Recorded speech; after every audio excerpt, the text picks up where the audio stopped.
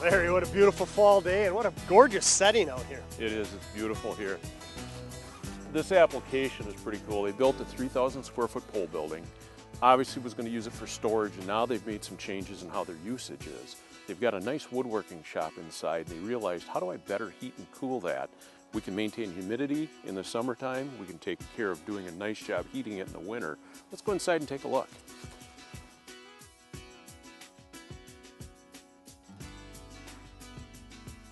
Oh, Larry, this is a nice shed in here. I can see why they spend a lot of time here. Yeah, it's gorgeous. They did a really nice job on this. And you can take a look. This is the application. They've built a shop, and what was happening is they needed to be able to condition that spring and fall and over the summer and the winter. This whole building is heated right now with in-floor.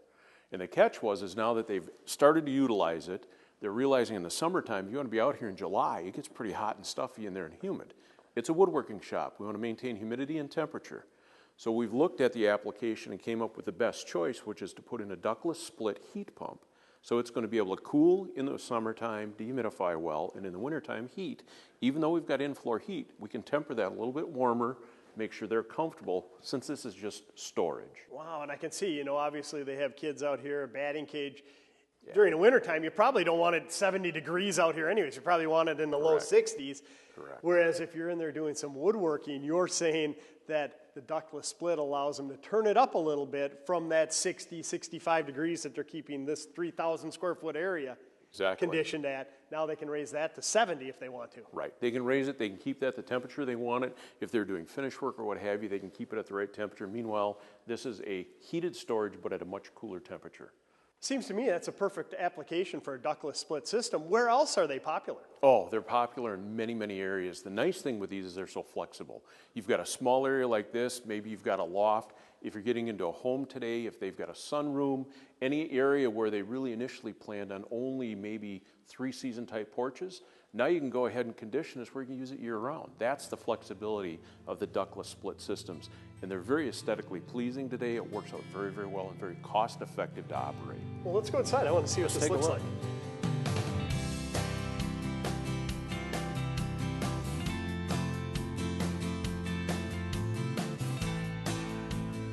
What we have here is actually the indoor section. This is kind of the heart of the whole system. This is actually right now operating in the cooling mode. You can see it's set for 72 degrees, and you can hear how quiet it is. It's actually pumping the air out right now to cool the space and dehumidify it as we're standing here. That blows my mind. It is very quiet, and I can feel it blowing right out here. Now, you said this is the interior component? This is the interior component. So this is going to be providing your heating and cooling depending on the season. And then outside we have an outdoor compressor section, which is exchanging the temperature with the outdoor air, whether it be in the wintertime pulling heat from the outside, even if 15 degrees outside, there's heat available, and it's moving it in here. Or in the summertime, we're extracting the heat from in here, moving it outside. So is it fair to say this system, we talk about it being an air source heat pump, it's very similar to geothermal, but it's above ground? Correct, yeah. Instead of exchanging the heat with water and geo, we're exchanging it with the air temperature outside. Much like your refrigerator at home, you can stand there and you can actually feel the heat when it's operating blowing across your feet. That's taking the heat from inside the refrigerator, pushing it outside. We're doing the same thing here. We're taking the heat in the wintertime from the outdoor cool air and bringing it indoors. Makes total sense to me, and what a perfect application here for it, because you said it'll also dehumidify in the summer months when it's air conditioning, and I know as a woodworker myself, moisture in wood, it starts to move, and this is going to stabilize it. Correct. Stabilize it. Humidity control is key there.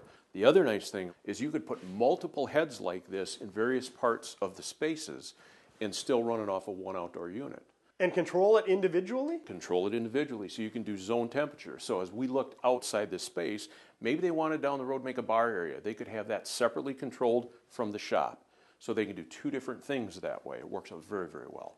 Wow, so they're extremely flexible, that's for sure. And when I think about the different options for a space like this, would be either, I assume, an unsightly window air conditioner, maybe some inefficient electric baseboard heating? Yep, those types of things. That would be your alternative. In this case, they're already in floor heat, but they're doing the extra things, and they realized they needed cooling in the summer, and they wanted a little bit warmer than what they maintained for the entire structure just in this portion of the building. Very economical for them. They're just heating this to a warmer temperature. So it makes sense all the way around. Now, how are these systems controlled? Oh, it's beautiful. This little guy right here, the remote, you could be sitting in your easy chair if you got this in your 3-season porch. You can be able to go ahead and control it. You find out it's getting a little warm or a little cool, you go ahead, turn it on, make the adjustment, and then we can make this particular device change the airflow patterns up and down, side to side. If I happen to set my chair in front of it, I don't want it blowing on me, I can change the angle of the diffuser, and from there, it's going to go ahead and take care of it. That's amazing. I can see the diffuser actually moving up and down. Right. You don't want dust being blown around, so you keep it up high. You put it down when you want to get cooled off.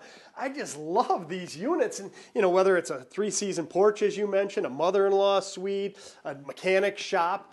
I mean, the versatility alone with these systems, it seems like they could be adapted to virtually any situation. That's the beauty of them. They're so flexible in where they can be put and the things that you can now do with them to make areas of your home, commercial building, or in this particular case, a shop, to be able to do the things you want to do without putting a whole ducted system in.